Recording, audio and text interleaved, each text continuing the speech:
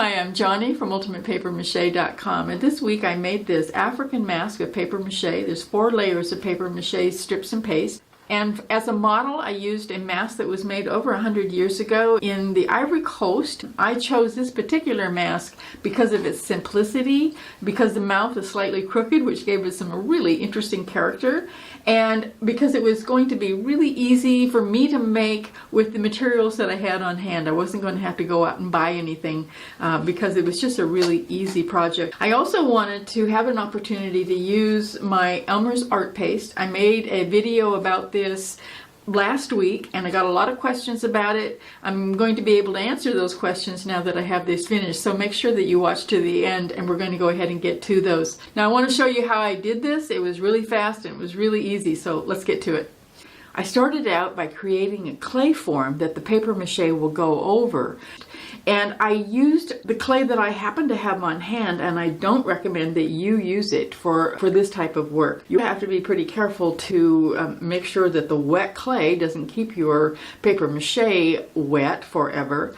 So what I would strongly recommend instead of the WED clay that I'm using, I recommend that you use the Sargent's Plastilina, and that's what I used to create my portrait mask a couple of years ago. I'll put a link to that video at the end of this one, and you can kind of see the difference between the two materials for making the original clay form.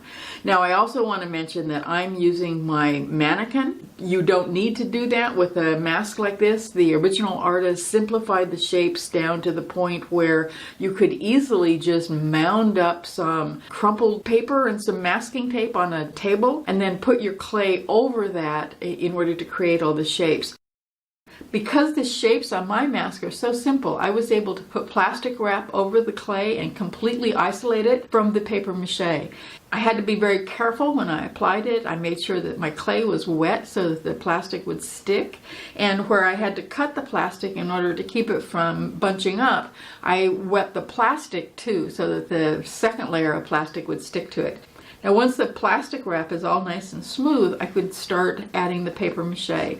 Like I said, I did use the Elmer's art paste. You could use a homemade flour and water paste if you want to. So I started out with some torn strips of newspaper, made one layer, let it dry, and then I put on a layer of brown paper. This is not the heavy brown paper that they use for grocery bags. It's a paper that came with something I got from Amazon.com, and it's just slightly heavier than newspaper. It works really well for this. So I did my second layer with that paper, then I put on another layer of newspaper, letting them all dry in between layers, and then the final layer was the brown paper.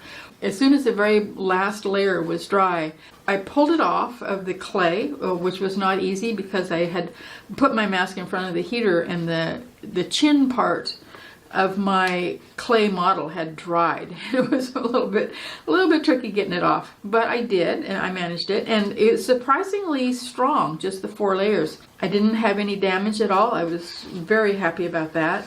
If you're using an oil-based clay, that wouldn't be a problem because oil-based clay doesn't dry and never gets hard. Once the mask was off the clay model, I cut around the edges to make it nice and smooth, and then I added a piece of cardboard on the back.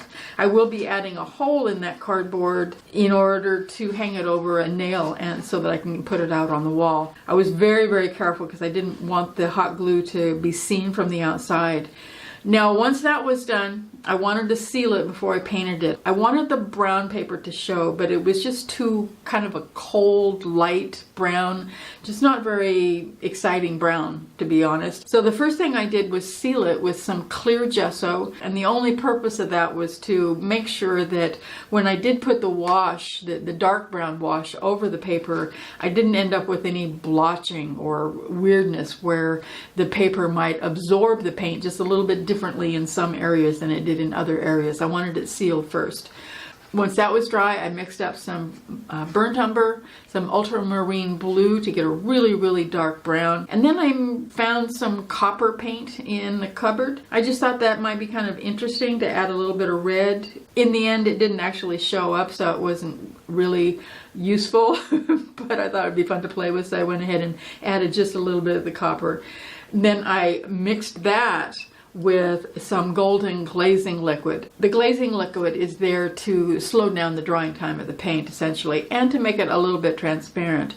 The first time I tried it, I put just a little bit of the brown paper on and rubbed it off just to see if I would like it. And I could see that it was the right color, but it wasn't dark enough, so I just went back over it and just painted the brown. Because of the glazing liquid, it was a transparent brown, so you can still see some of the paper through it. I let that dry, and then I sealed it with some matte varnish. This is an acrylic varnish that I really, really like. It's called Soft Touch by Deco Art Americana. And then just to play, I pulled out some colored waxes that I've had probably for 20 years now. I rarely have anything that I can actually use it for, but I decided this time it might be just kind of fun. I'm assuming that the original mask was made out of wood, and after 100 years, any finish that had been put on it probably wasn't going to be there anymore. But maybe there would be just a few flakes of gold paint here and there. So that's what I was pretending anyway. And I put the gold where the light was shining in the black and white photograph, just because I thought it would be fun to do. You really can't see much of the gold, but I think it adds something. And it definitely looks like an old mask. Now I want to answer some of those questions that you had about the Elmer's art paste, because I do know the answers now. Now the first question people had was, can you sand it? And yes, you can. I did try it out on the back when nobody was looking, and it works just fine. So yes, you can sand it. The other question that came up was, can you use this instead of the Elmer's glue all or the PVA glue in my paper mache clay recipe? And the answer to that one is no. I tried it and it really doesn't work. It was kind of like just adding water to the drywall joint compound. Basically, it dried eventually, but it didn't get hard. And that's kind of the point of the paper mache clay recipe, is that you can put a really thin layer on something and have it get really hard when it dries. But it is fantastic just for paste. It just was really easy to work with. It went on really nicely. The edges of the paper just melted into the surface, so there's absolutely no paper edges showing on there at all. Of course, I tore them rather than cut them, but it just worked out really nice. So I hope that answered all of your art paste questions. It's good stuff. I actually do recommend it, and it's really cheap, so why not? But if the flour is not an issue for you, go ahead and make the cooked flour and water paste, and it will achieve exactly the same thing that this did in this mask.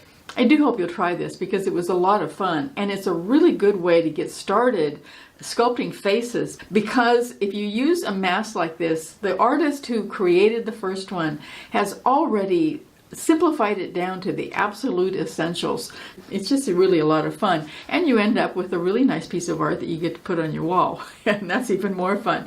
So do give it a try. I want to make sure that you also check out this video, because that's the one where I made a portrait mask using the soft Sargent's Plastilina. Then make sure that you subscribe so that you don't miss any of the upcoming videos. Go make something, and then come visit me at ultimatepapermache.com. I'll see you there.